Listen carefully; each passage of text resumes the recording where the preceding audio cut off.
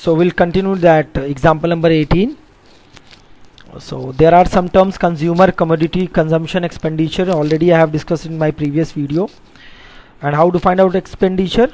Price per kg multiplied by the consumption. So first of all, we don't know that what is the original price of that onion. So if we don't know the price of anything, we can take it as 100 or X. I'm solving this question on 100 because that will be easier for you. So let the original price of the onion be 100 rupees per kg. तो हमने मान लिया कि original price onion का 100 rupees per kg है. And original consumption of the onion be x kg. Suppose at my home I am using 5 kg, 6 kg onion. But we don't know how much I am using, so that's why I am taking it as x. So let the original consumption of onion be x. Now we'll find the original expenditure. Means the price of onion is 100 rupees per kg और मैं x kg use करता हूँ, तो 1 kg का price 100 रुपया है, तो x kg का प्राइस कितना होगा? x into 100, that is rupees 100x. So this is original price, this is original consumption and this is original expenditure. Expenditure मतलब आपका जो खर्च है वो आपका x kg प्याज खरीदने का खर्च कितना है? 100x है. Now after 40% इंक्रीज, और प्याज की जो प्राइस, अनियन की प्राइस है वो 40% इंक्रीज कर जाती है. तो earlier it was rupees 100 and 40% increase करता है, मतलब 100 का 40% 40 rupees. So new price will be 140. 100 था, 40% इंक्रीज हो गया, now it is 140.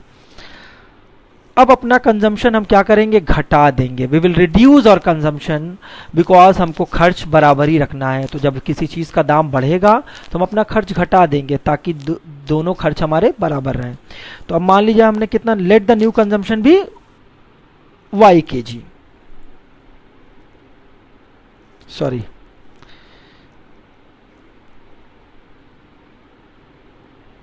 Let the new consumption be y kg. And expenditure, what will be? Y kg. Expenditure y kg we are using, and what is new price? 140 per kg. So y into 140, that is rupees 140y. And in the question it is asking that both the expenditures must be same. It means that this expenditure and this expenditure, both the expenditures are same. So as per the question we can write that 100x is equal to 140y. We'll simplify this question. We'll find the answer in the terms of y. So 100x upon 140y. So we can reduce it also. 0 0 cancelled. 2 7s are 2 5s are. So it is 5 by 7x. So y we have got 5x upon 7, and what is y? New consumption.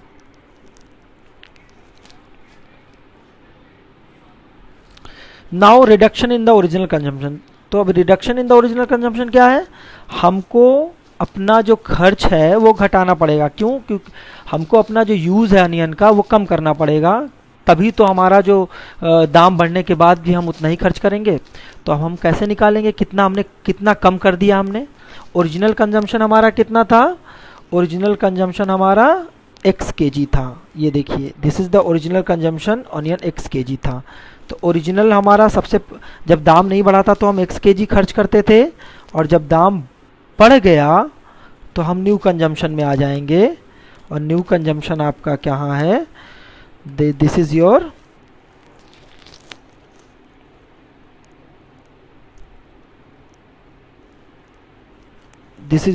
New consumption. So new consumption is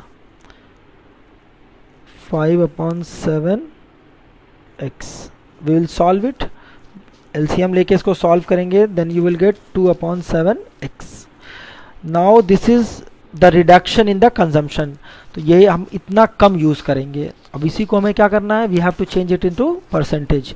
So whenever we are converting it into percentage, we can use this formula reduction. What is reduction? 2 by 7x. Original consumption was x and into 100%. So we'll simplify. 2x upon 7 into 1 by x. ये upon 1 है, reciprocal will take.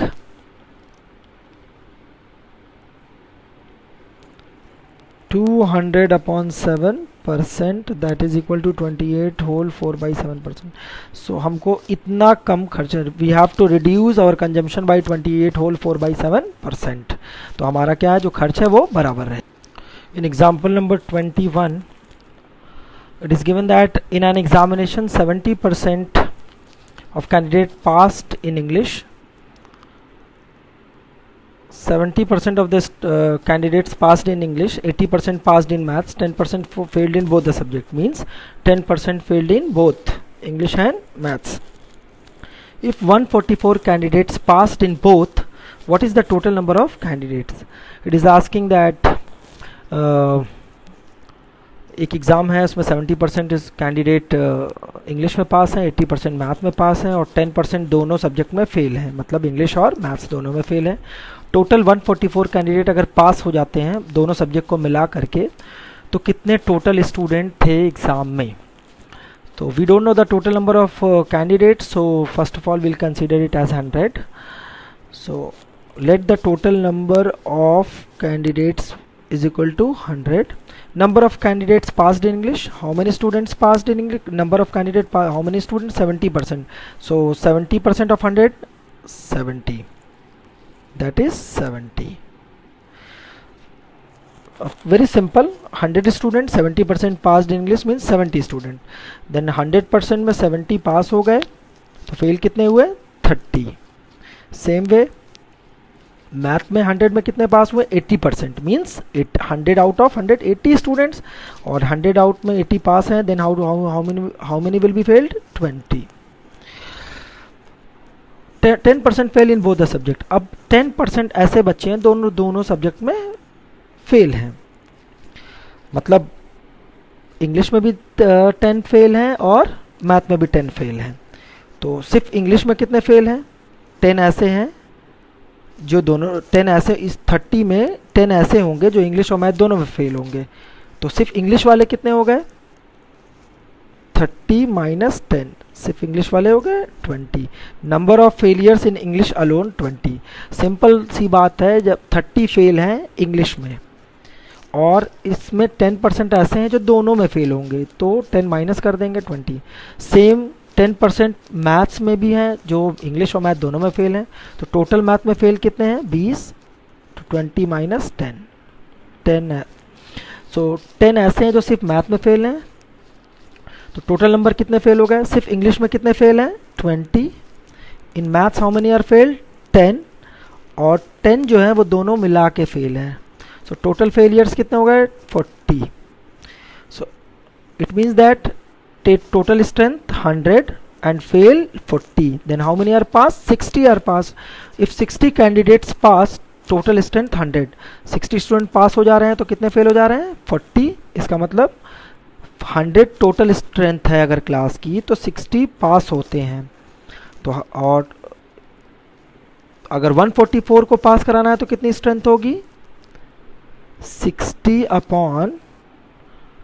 100 total strength, total assumed strength, this is your assumed strength, upon assumed pass into original strength. If you will multiply, you will get 240. Thank you.